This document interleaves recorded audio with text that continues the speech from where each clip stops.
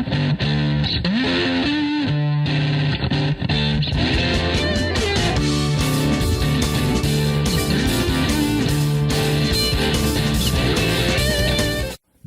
is it. This is episode 146 of No Laugh Track podcast. My name is Justin Severson, the host. Thank you to Circle of Heat for letting us play their music there at the beginning. If you haven't yet, people that listen to this, an easy way to get access to every episode, because I know you want to listen to them over and over and over again, is Podbean has a brand new app.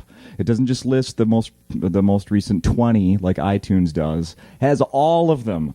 So go to that iTunes store, Android or whatever, and download that Podbean app, and then you can subscribe there, and you'll have all of them. Let's get to today's show. Enough of the business. Allie Wong is here with me. Hi. For the first time. Yes. Hello. So excited to be here. Yeah. Hell yeah. You know, we were chatting a little bit here before we started, but I want to say happy Earth Day. Oh, thanks. Yeah. It's 45 degrees and the sun is shining. It is in so Minneapolis. cold here. Yeah. I was joking last night to the audience. I was like not prepared. I came with my jacket on and my hands. I have Raynaud's disease, which means like I have really poor circulation to my hands and feet. And I had someone in the audience touch my hand. And I was like, doesn't it feel like a boner killer? It was like ice cold. Mm-hmm. This club's like, the green room's a little cold too. It is a little bit, yeah. It's a little bit cold. Because we're underground. It's like the end of April. Yeah. It's insane. It's insane. It was like flurry, snow. It was like cartoonishly snowing yesterday. They were like little snow pellets. Yeah. Yeah. It can be depressing. At least the sun is shining today. At least the sun is shining, but whatever. You guys have water. You win. Yeah. You win. I've been taking like a bunch of showers, like multiple showers a day to just bathe in like a guilt-free shower. It feels so good. You live in LA? In LA. Yeah. How is that going with the water? Oh, it's like every time I wash an apple or anything, like I feel so guilty. It's so nice to just like be rich with water. You have no idea. Water rich. That's what water we are rich. Well, how do they clamp down on your usage? I mean, is it very obtrusive? They haven't yet, but at restaurants, they're like, "Are you sure you want water?" Oh, they like really double check if you want water, and you're like, "Yes, I want water," but they won't give it to you automatically. That's like illegal now. Okay, but that's not the problem. The problem is like according to my friend, it's mostly agriculture that eats up most of the water. Sure. And whether you flush the toilet or not at home doesn't really make a difference. So, that's something I look back at, like, is when being a naive kid, which is great to be innocent as a kid, but being taught like turn the lights off, make sure you turn the lights off. If you're not in the room, turn the light off. Shit don't matter. It doesn't matter. It really doesn't matter. Because once you get older and you go to, let's say, your workplace that leaves lights on, or in a this giant warehouse building leaving exactly. It doesn't matter. Yeah. My little usage at home, it doesn't matter. Yeah, that's why I leave the lights on all the time. Straight up. I'm not very good about recycling either. Or like composting is a big thing in LA. Mm-hmm. We don't do that. Mm-mm. I had I don't think I've told this story on the podcast yet. I moved into a new townhome last October. Oh, congratulations. And, we're renting. Mm-hmm. But it is very nice. Love the new place. I still call it the new place. And in any case, it was a couple of months ago. I was coming home from work. The sun had been down. And I was pulling into my garage. And it was the next day was recycling and garbage day. So I was going to take the recycling out. Well, I saw my neighbor's recycling bin had tipped over. So I thought, I'm going to be a nice neighbor and go over and pick it up. A couple things had fallen out. So I was putting them back in. As I was putting the stuff back in his recycle bin, he came out and saw me doing it. And I was walking away. And then he, I don't know, I barely know the guy. I only met him a couple times. He looks at me and he goes, "So do you not have recycling or something?" Oh, he thought you were jacking his recycling. Yes! He thought I was like, yes, in the middle of the night, sneaking out and putting my stuff in his bin. Like, no.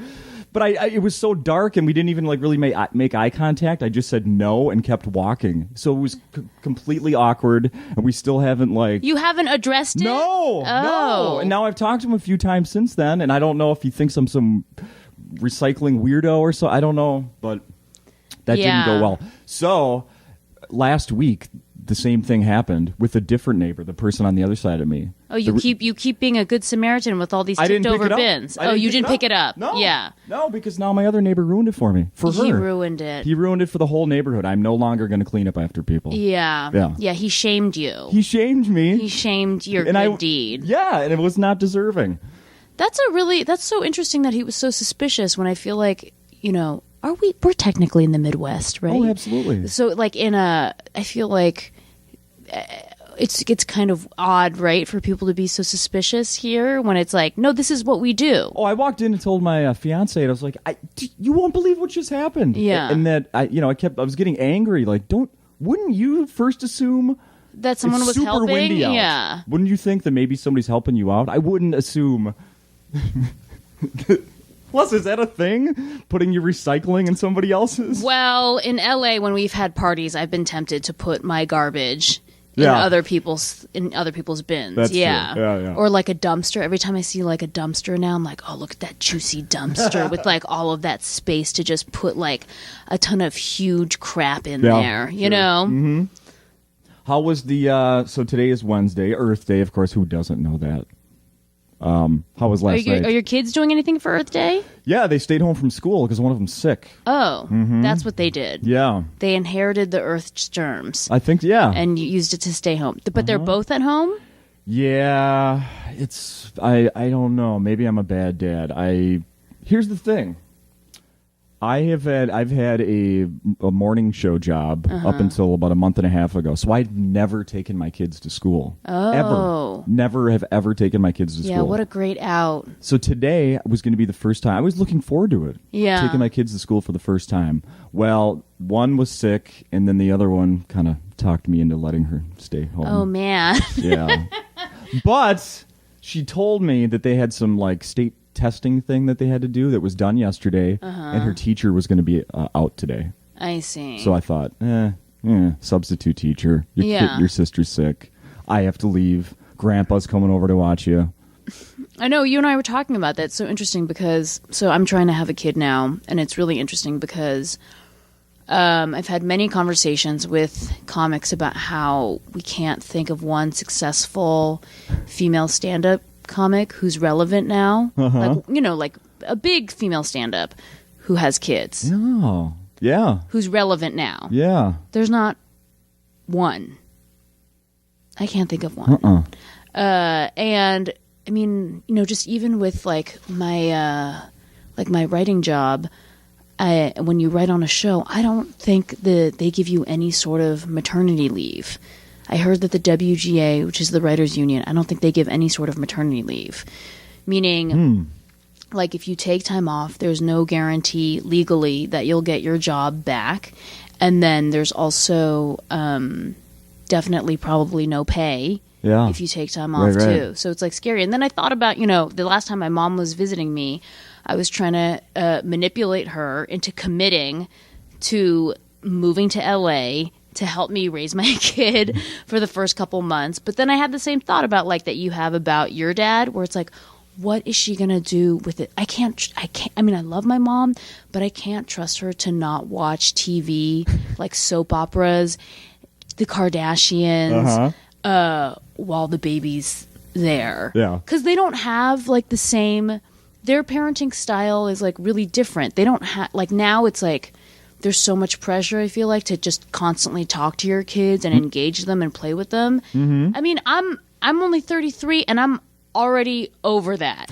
But when it's your kids, you're going to do it, Yeah. But it's like to me, that's the hardest part about having kids is like constantly talking to them, answering their questions, listening to their stories. I take care of my niece and nephew sometimes. Changing diapers is easy. Yeah. Oh, yeah. Like feeding them, easy. Yeah.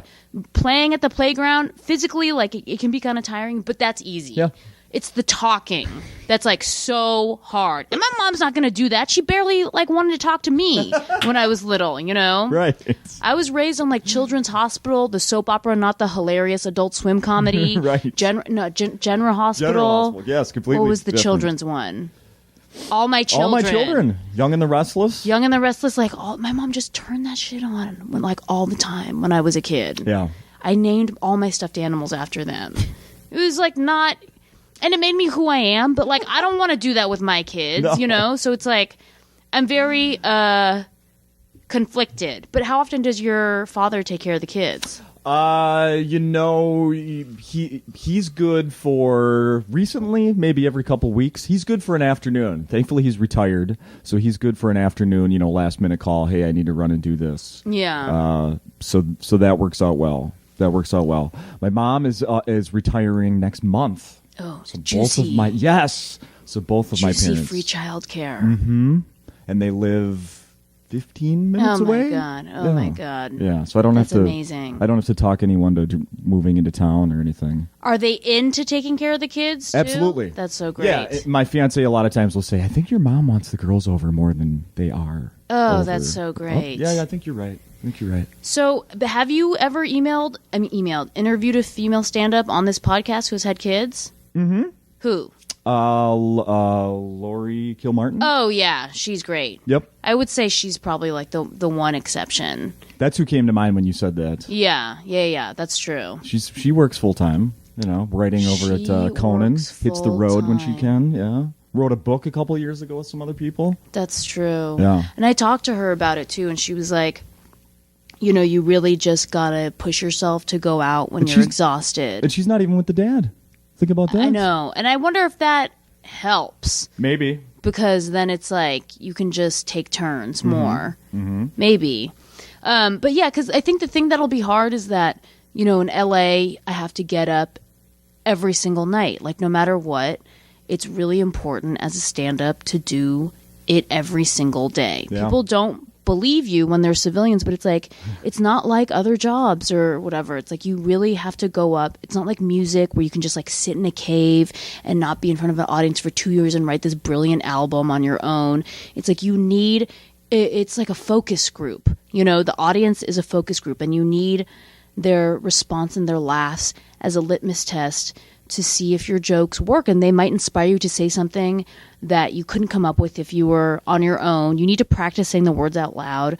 And so, some of these shows I do still, like I've been doing it for 10 years, and still I'll drive to Silver Lake or Hermosa Beach, like half an hour to an hour away from my house, to do 10 minutes and get paid nothing. Right. And sometimes in front of like not the best audience. And when you have a kid and you're breastfeeding and you're exhausted, Lori was like, you just got to still get up and go out and do it. Yeah. So I mean, like there's that, and then there's also the like going on the road thing. Like, I don't know, there's some stand-up comics who have never taken 3 months off of going on the road, and I don't know if when you're have a newborn as a woman, you don't really have that luxury. Now we'll talk about the writing job you had, but now that you've done the writing in like the last year, how much did you go on the road? Not at all. Really? Yeah. So this is, let's see. I've done like a couple. Like we ended in December, and I've done a couple, maybe like a couple dates since. But while I was on the show, I hardly went on the road. Yeah. I would say maybe not at all. Maybe I did it once, but it's really hard because you have to be there every single day. And I didn't honestly mind because I could still get up every night in LA. Oh, okay. Yeah, it's when you can't get up that sucks. Yeah. And I almost like it more because, on the road, I've only started sort of getting comfortable trying out new stuff. Okay. But the most fun I have when I do stand-up is when I can really experiment and kind of like find the funny in a premise on stage with an audience. Yeah. And you can't really afford to do that on the road. Did you? Too much. When did you come to town? Did you come yesterday? I got here yesterday. Yeah. Oh, so yeah. you missed the open mic. You would have been. Oh yeah. You would have loved that. I Was bet. that Monday night? Yeah. Oh yeah. This place fills. Really? Oh yeah. Am I allowed to do that, or are people? Absolutely. Oh yeah. I should have come early. Absolutely. Yeah. Yeah, they fill the place. It's famous for that, right? Yeah. Yeah. Well, and I wonder if Acme has a system that's similar to the Punchline in San Francisco where I came up, because it seems like the kind of club that really nurtures comics. Absolutely. Yes. But in San Francisco, there's like, at least when I was coming up, there was this system where they would have a headliner week, and then Sunday night was the showcase. And it would have 13 spots for local San Francisco comics. And as a new comic, you were to wait there and watch the show in the back every Sunday for a year before you could get your first spot on the showcase. And if you got recommendations, then maybe you could get up earlier, like 6 months or 8 months. And then if you performed well on that spot, then Molly, the booker, would give you another spot 6 months later. If you performed well, you would get another spot 3 months later. And then eventually you would get an audition to host. So you would host the Sunday showcase. And then if that went well, then you could host a week with a headliner. Okay, yeah. So that was so great for me, because that waiting period is really frustrating, especially for like a naive, egotistical comic, because you think like, I'm so good, I'm so special, right. Like I should be on there, I'm funnier than all these people. But then it taught me that like, no, I'm not funnier than all these people. All of them had to wait, and then you watch, kind of inherently are just like going to school. You're like studying the craft. And then that patience is good, because then it weeds out all the people who aren't passionate. Right. And then you get like develop a sense of community. You get to know all these other comics. And then for me, I mean, that helped me tremendously once I started hosting there. When I moved to New York from San Francisco, because I had hosted for Doug Benson one week, Patrice O'Neill, and Dave Attell, and plenty of other headliners, and they all helped me when I moved to New York and nice. gave me a really soft landing. Yeah. So I don't know if Acme has a similar system. Sort of. That's a conversation you should. Derek, you'd probably talk to him after this. Find it really interesting, because he kind of runs that. But yeah, it's similar. Like I obviously, I think I told you before we started here, I'm not a comic, just a huge fan, and but I've had some friends that have come, and I've come to watch the open mic. And yeah, if you're a first timer, you have a better chance of getting on. Yeah. But then let's say you get on that first time, there's probably zero chance you're getting on the next week. Then you just have to keep, like what you're saying, show up, show up, show up. How long do they be have to seen. wait, do you think? I'm not sure. I see. I'm not sure. Derek has all the answers about that. Yeah. But like if if let's say you would have been here Monday, then he pencils you in, towards the end of the night.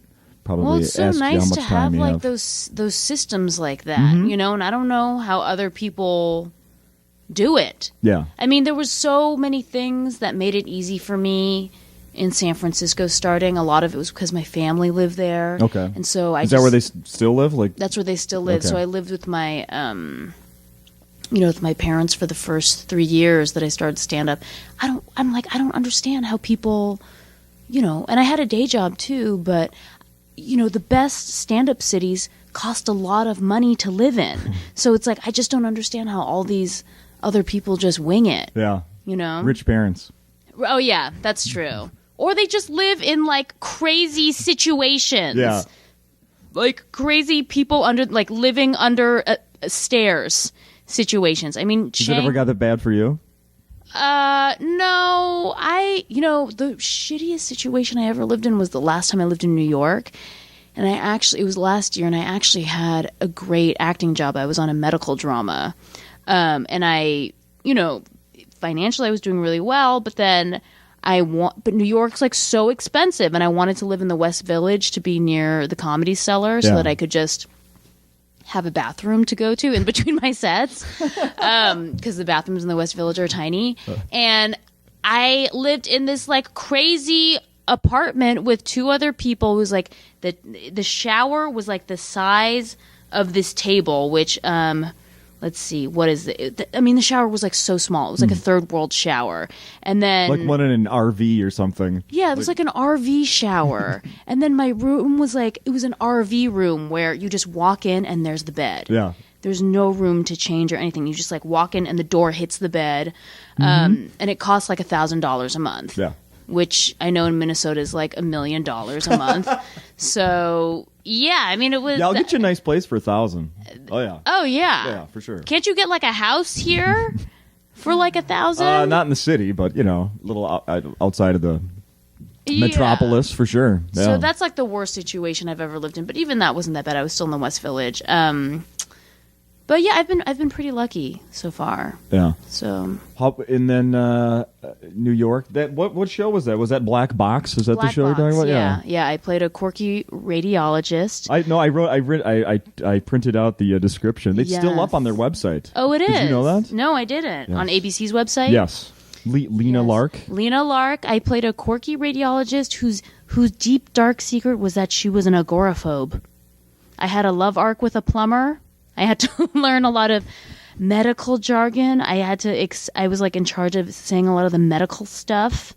Did that take some practice? It took a lot of practice, and it was good to live in New York and just recite stuff on the train where there was a lot of distractions. Yeah. And I would just like practice on the train with my lines over and over and over again. Yeah. So it was a really fun show to be on. What was there any humor involved in that character? Not really. No? No. I mean, I know you just said it was a drama. It was like a heavy drama. Yeah. Like the lead is an incredibly talented actress. She's going to be on season 2 of True Detective, and she was in that movie Flight. Okay. With Denzel Washington. Denzel, yeah. She's such a great actress, and she's an actress, and she played this brilliant neurologist whose big dark secret was that she was bipolar. Yeah. And she would have her episodes and everything. So it was like, yeah, I mean, it was a very like serious, dark drama, you know, and like I had to cry and have a meltdown, which was new for me, but it was fun. And I have to say that when people say that comedy is a lot harder than drama, I would probably agree with that now, because with drama you just have to say the words and you don't put that much into them. If you put too much into them, it really sounds kabuki. Okay. You know, and it's like you're not like when you go to a table read for a drama, in my experience, there wasn't as big of a rewrite process afterwards, because it's to gauge like how good the table read went. It's not by laughs or anything. Like it's just if people are engaged. Wow. So, you know, but with a comedy, there's huge rewrites, because if jokes don't get laughs, then they're cut, you know, and it's like, but if something doesn't get a laugh there's no such thing as like an improper response for a drama table read. So, or maybe laughter would be an improper response. Laughter would be an improper response. Yeah. So. And then and then you've been writing on, I don't think we said the name, Fresh Off the Boat. Fresh Off the Boat. Yeah. So it was my first TV writing job, and I was under contract at ABC still for Black Box, and I was waiting to see if it was going to get picked up for a second season. And then, so I couldn't act on any other shows, and then they came to me and said, hey, you want to write on Fresh Off the Boat? And I was a little bit hesitant at first, because I haven't had a 9-to-5 in 10 years since I was like a receptionist at this nonprofit, and it's really hard for stand-up comics to get used to the idea of showing up to a place every day for 8 hours. Did you have to buy an alarm clock, or did you have one already? Oh, I had to buy an alarm clock. Yeah. Where like if you don't show up, there's like major consequences. Mm-hmm. If you don't show up, people are counting on you. And then like not only is there consequences from the boss, like the group looks at you like if you're late, you know, like we showed up, how come you didn't show up on time or something? And it's like it was scary. It scared me. But then you can't go on the road, you can't act in other stuff. And it was the best decision I ever made to say yes to that job. Awesome. Yeah, because I didn't expect to make all of these friends, but we had 12 people in the writer's room, and I see all of them, and some of them at least once a week. We hang out all the time, and I think I get along with TV writers sometimes even better than I do with stand-up comics, because I think because they're like maybe a little more family oriented, you know, like they all kind of have these like stable lives where they want to have kids, or they want to have kids. Home in the evening. home in the evening, whereas I think a lot of stand-up comics are really not thinking about that, especially the ones that I came up with. Right. So yeah, it was a great experience, and I learned so much, and I'm so proud of working on the show too. It's been really well received, and I couldn't be happier. How many episodes were there in this? 13. 13. Yeah. And have you heard, is it coming? We will probably find out within the next 3 weeks. Oh, wow. Yeah. Yeah. It's looking good, but you never know. Yeah. I watched a couple. I'm not going to lie and say I watched all of them, but I did watch a few. Oh, yeah, cool. Yeah. I liked it. Yeah. Yeah, it's different. And as someone who, I'm sure you've heard this from people, that like I can relate to all the music things, and I just love that. I love retro. Love it. That was something that was really kind of unintentional on our part, because there was already that show, The Goldbergs. Yes. Mm-hmm. And we felt like that show, is a very signature, nostalgia show. Mm-hmm. And we didn't want to make plot lines based on, we didn't want to copy that and make plot lines based on playing on people's nostalgia. And we thought that it would be funny if it was just kind of more of a background thing, So, for example, there's the Garfield mugs. I don't know if you watched that episode. Do you remember those Garfield mugs you would get? Yes. Yeah, from McDonald's. So they're in the episode, but they're just a background thing. We don't make a huge deal out of it. And same thing with the music. It's just it's there when it fits, and Wasn't there some NWA or something? Doesn't he listen to some Ice Cube or NWA or something? To Old Dirty Bastard. Oh, is that what it was? There's an Ice Cube. I think we have a deal where we have to do 3 Ice Cube songs. Oh, yeah.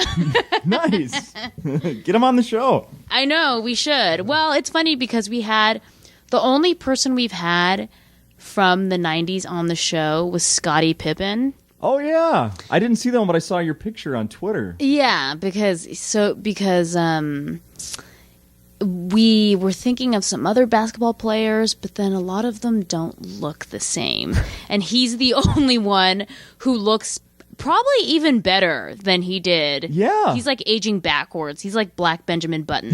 Yeah, he does look good. He looks really good. So, because everyone's oh, is Shaq going to come on? It's Shaq don't look like 90s Shaq. No. And I don't know if he'd be willing to do it. He probably would, but, we don't have that kind of CGI budget or whatever to put certain people on the show. Although, yes, we would love to have Shaq. Shaq, please come on the show. Yeah. How was Scottie Pippen off the... Oh, my God. He was so professional. Yeah. So he, memorized his lines, which was so impressive. And he was, really... I saw him really studying them beforehand. And when I would tell him to, ask him to deliver it in a different way, more angry or, more I feel sorry for you guys in that way. He was so good at giving us different takes, which in the editing room is so valuable, but something you wouldn't expect from someone who was a professional athlete. Yeah. Because, we didn't expect him to be so good because he's already so good at another thing. So it's it was such a wonderful, he was a delight to have on set. And he made a lot of great jokes off stage, too. Really? Yeah. He also was really gracious and wonderful. All the parents came and weren't shy about bringing bags of paraphernalia for him to sign. Yeah. That can be a tricky thing to deal with. It is, and he was so good about just doing it. Hey, could you get this to Michael Jordan for me? Yeah, right. Well, and he has such a good sense of humor about that too. Yeah. Good. I'm curious, you're stand-up comic. Now you're writing for a comedy. Now going back to acting on a drama. Was there anything intimidating about that? Yeah, it was really intimidating. I mean, I don't know if you know, but Vanessa Redgrave was on the show, who's a legend. I never did any scenes with her, but there were a ton of really great professional drama actors on the show. I mean, the thing that always scares me and intimidates me are theater people. I'm that's the real deal. Yeah. Acting nerds. Yeah. That is truly the real deal. If it's kind of like a version. It's like a cellar comic. That's they're the real deal. If you're a headliner at the if you're a headliner working out stuff at the Cellar, you're probably the real deal. Yeah. And theater actors, they're really serious about the craft, and it's an art to them, and they study it.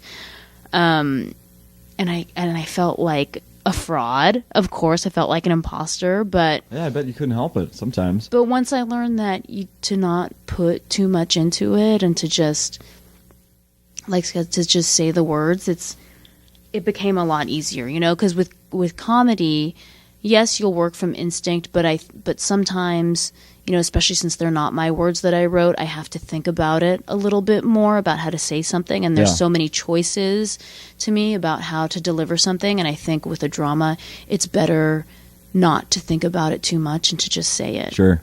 Yeah. Because often when you talk to people, it's not, you're not so expressive when you really are angry.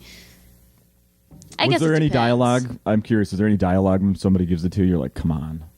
I just can't even. I cannot say this with like a serious face, with a straight face. Not for a drama, but for. I mean, there's been comedies that I've been a part of that it's like, it's challenging, because especially as a stand-up comic, when you're so used to writing for yourself, and delivering a joke that you don't find particularly funny is really challenging. It's gotta be. Yeah. It's gotta be. It's really challenging. But then you watch people. I mean, I had just come across like on a one of those syndicated reruns of Friends last night, which was on all the time, and it's like those jokes, they sell the shit out of them. Oh yeah. All those actors. Yeah. And I remember watching him as a kid and thinking it was like the funniest thing in the world. And I realized like how much the actors like just sell them with their character and how it works because of that. Oh yeah. Try not watching Friends, but just listening to it, because that's what I've had to do a lot. Oh, because when we go to bed, Ashley watches Friends. Oh, yeah. Your fiance? Yes. Yeah. So I fall asleep. Still? Yes. Oh, my gosh. Allie, I just, 2 nights ago, I just finally deleted it off our schedule on the DVR because I said, it's on Netflix now. Oh, we can enough. Stop filling up our DVR, and it screwed me up watching a hockey game the other night. I had a friend over, and all of a sudden, it switched over to Friends because it was going to start recording, and we missed 3 minutes of the game. Yeah. So. They're not your friends. They're not my friends anymore, and I loved that show. Yeah. Loved that show. Yeah. I'm done. Done with it. Done with Friends. I can't believe your wife is still watching. Has she seen all of them already? Of course. Oh, but she just like can't get enough. Yes. Wow. It's like a blankie. It's comforting to her, I think, it is comforting. Well, that's so interesting now because people, everyone just like salivates over the single cam format of comedy. Yeah. But you just cannot deny that multicam format is just so comforting. Mm-hmm. Yeah. Oh, yeah. I love those laughs. Still, when it's a good show, I love it. Yeah. There's some shows that are really big hits right now that use a laugh track that I can't stand. And it's not because of the laugh track. I don't like a laugh track for the most part. That's why I named this dang podcast No Laugh Track. But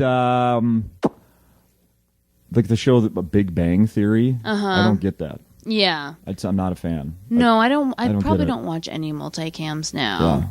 Yeah. And it's really hard for me in general to like watching comedies because I like watching really violent dramas for some weird reason, and it's been that way ever since I started stand up. But the comedies I do like are ones like Transparent. Yeah. I think that's like a fantastic show. Orange is the New Black. Yeah. I think is amazing. And you've worked with some people from that show. Yeah, Laura Prepon. I mean, it was so great to see her do this 180 role and just kill it. I mean, she's fantastic on that show, and it's such a different role than anything she's ever done, and she's so good in it. But that show is just so... I mean, I don't think people give it enough credit for being so groundbreaking, to feature all of those women. That show would never make it to network. I mean, there are some, yes, very attractive people on that show, but some people who aren't conventionally very attractive, and True. that would never happen on a show and it's like all women too. Yeah. I mean, the men are like there, but they're not there, you know? Right. They're helping the story along. They're helping the story along. And so, well, I mean, when have you ever seen a show like that? And then like when... Not since Cagney and Lacey. I don't know what that is. What is that? Oh. You don't know what that is? That was a cop drama in the 80s starring two women, Tyne Daly and I can't think of the other woman's name. It was a hit. But this is like a crew of like 20 women. You know? It's amazing. And then like everything, like number 1, 2, 3, 4, 5 on the call sheet, all like the first like 20 people must be all women. Yeah. And yeah, I mean that scene where Crazy Eyes just like gets back at Piper and by peeing on the floor was amazing. I agree.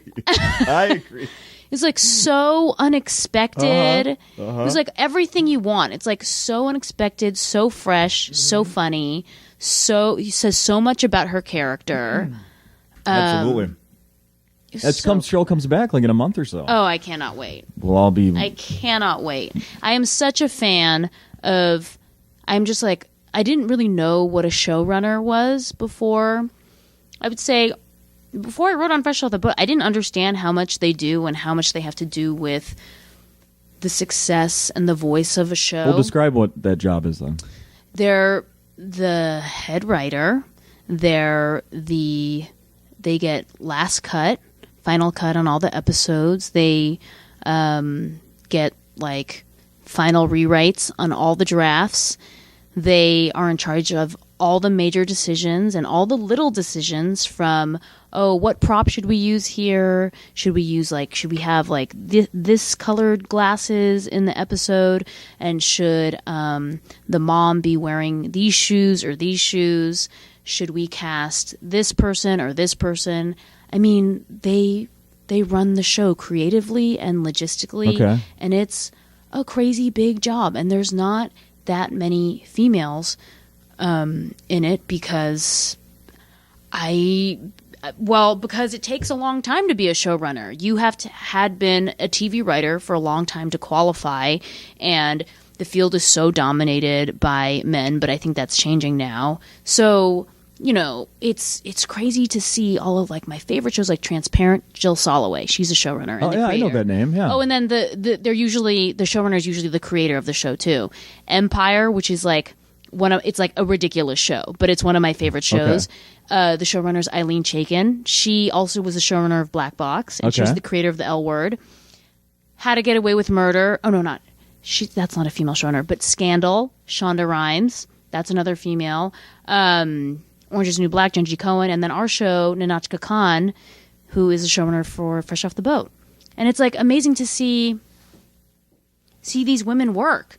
And I think a lot of the reason why too, maybe why like a lot of women aren't drawn to it, or maybe why they aren't doing it, is because again, it's really hard to have a family and be a mom when you're a showrunner because it's so time consuming. I mean, Ninachka for our show was like in the editing room all the time, and you know, at any given moment she had maybe like 8 episodes at a time, like just spinning plates, you know, like doing the rewrite for that one, breaking story for a new episode, editing that episode, and then being on set for the episode that's shooting that week. And yikes. It's a lot of work. I'm getting stressed with you describing that. Okay, I'm going to take a nap. It's not a glamorous job. No. And then you probably can't place a face to any of those names. Right. You know? Yeah, not really. No. But just about every name you just said, I know from seeing it. Yeah. That's like a new thing. I feel like showrunners weren't...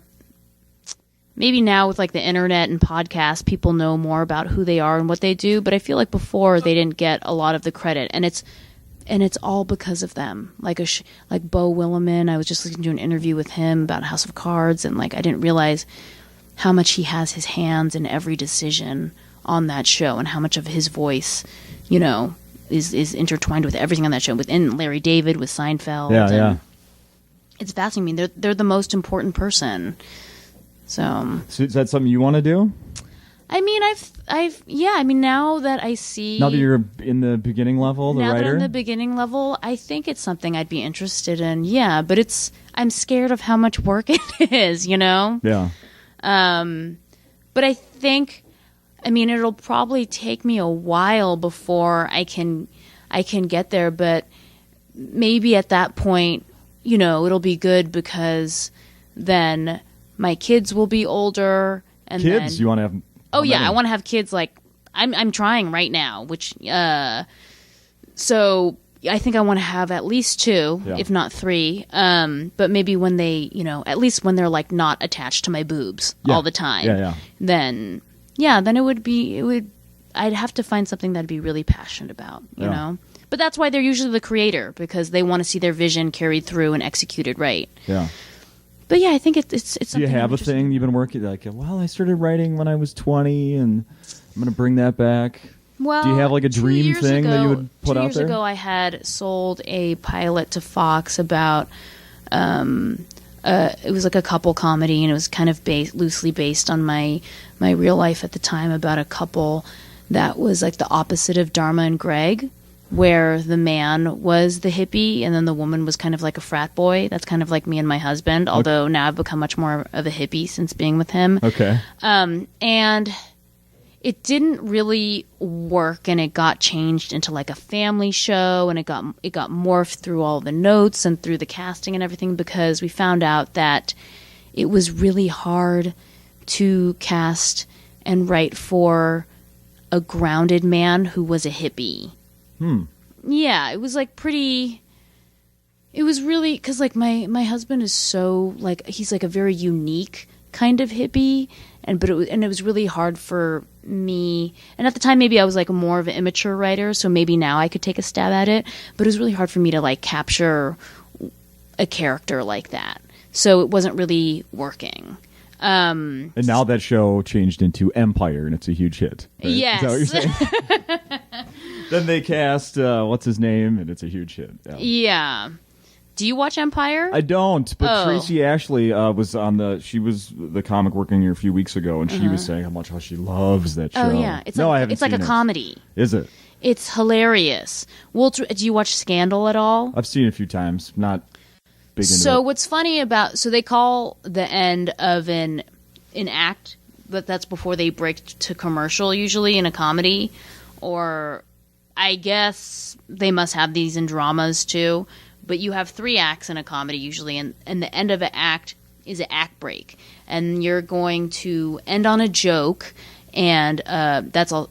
End on a joke and end on a scene, and end on like some sort of idea that is suspenseful, and you break to commercial, and hopefully that act break is juicy enough to keep the audience enraptured and wanting to wait after the commercial break to see what happens. Yeah.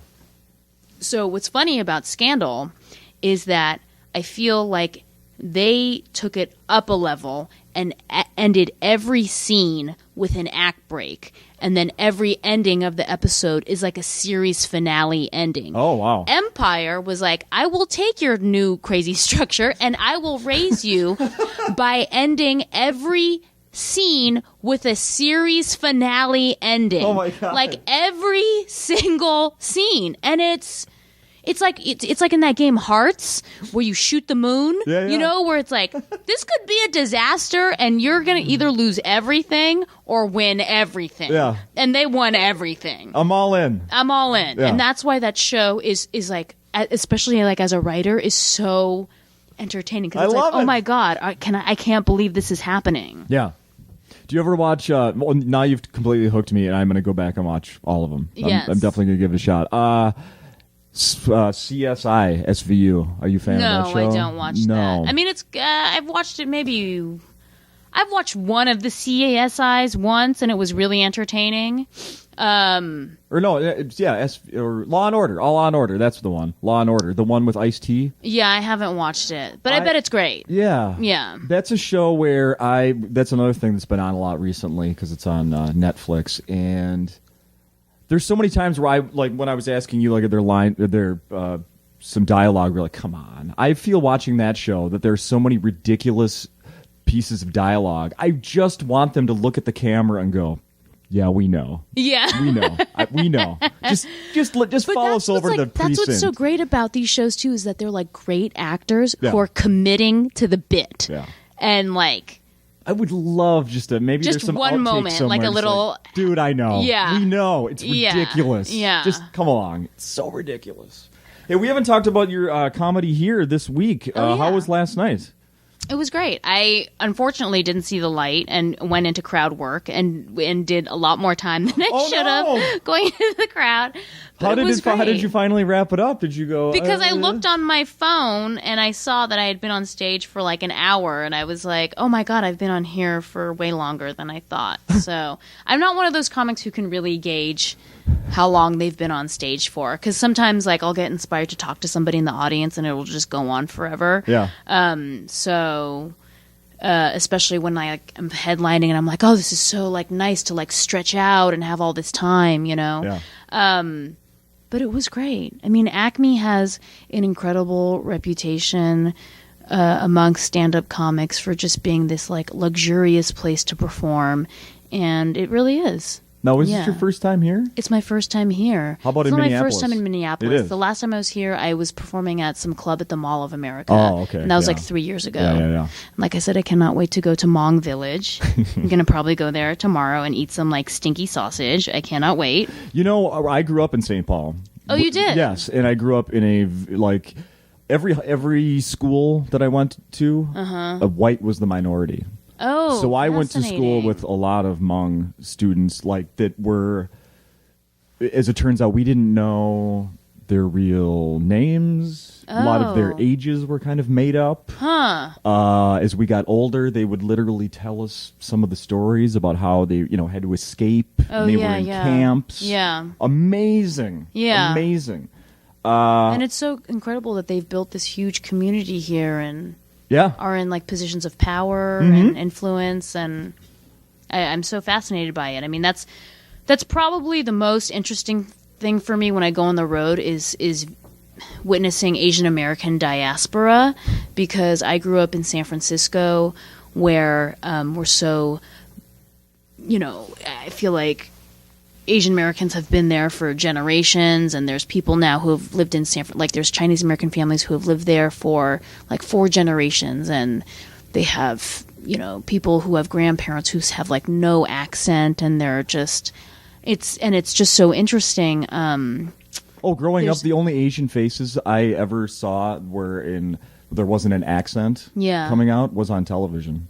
Oh, yeah. I mean, there was no, like the adopted Korean. There was none of that in my neighborhood. Yes. They were all first generation, that's like my so age. Interesting, too. Yeah. It's like the whole adoptee thing. That's like all in the Midwest. Big time. And that's really, I mean, I don't think I met anybody who was adopted when I was growing up. Now there's like a ton in San Francisco. So, yeah, I mean, it's just so interesting to see how how Asian immigrants, first generation, made their way and found their place in America in these cities, especially in a place like Minneapolis. It's fascinating. Yeah. Yeah, I went to school with like people, like a kid named, we called him Kevin. His name wasn't Kevin. Yeah.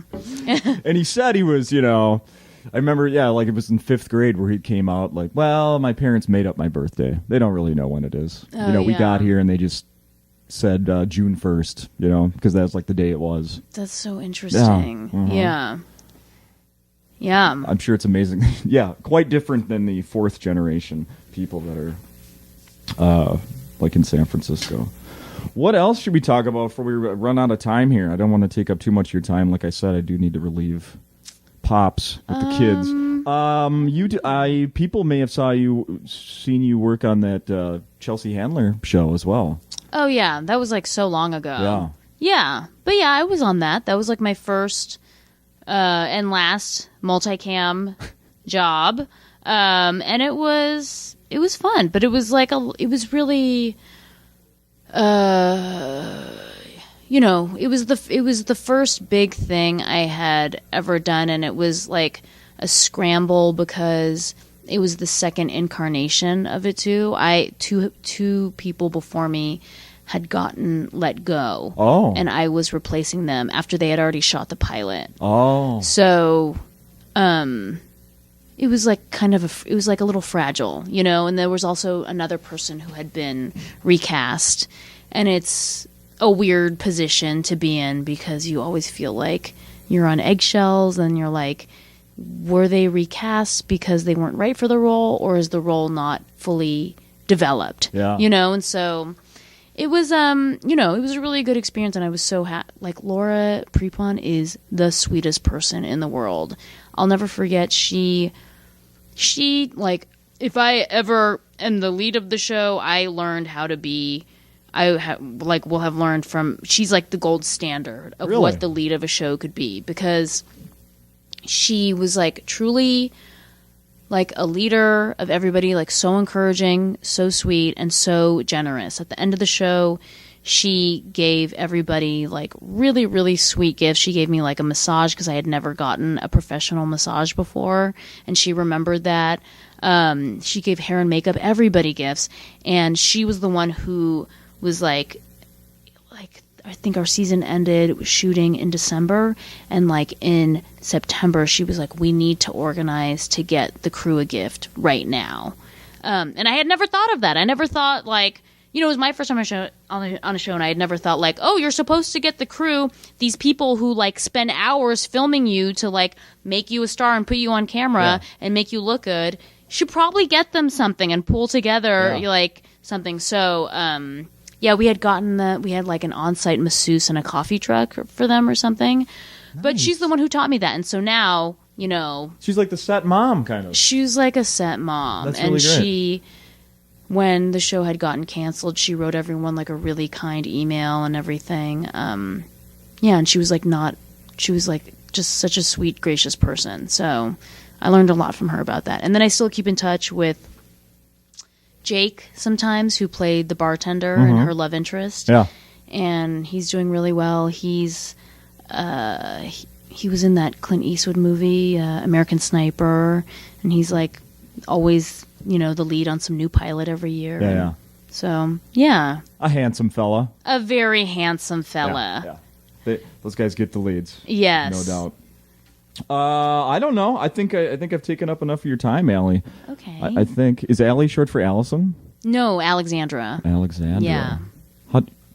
There's no I in Alexandra. There's no I in there, but like for some reason, I think I really liked Muhammad Ali growing up, and then I liked the way he spelled that name for some reason. I just liked the way it looked. Mm-hmm. It was like all long and like simple, and so that's really where it came from. Okay. Yeah. My sister's an Allison, but she never went by Allie. But I know that's that thing. Did your? I have one final question.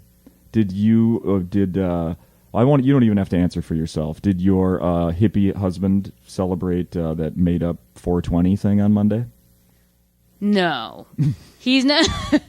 He's like not like a weed hippie.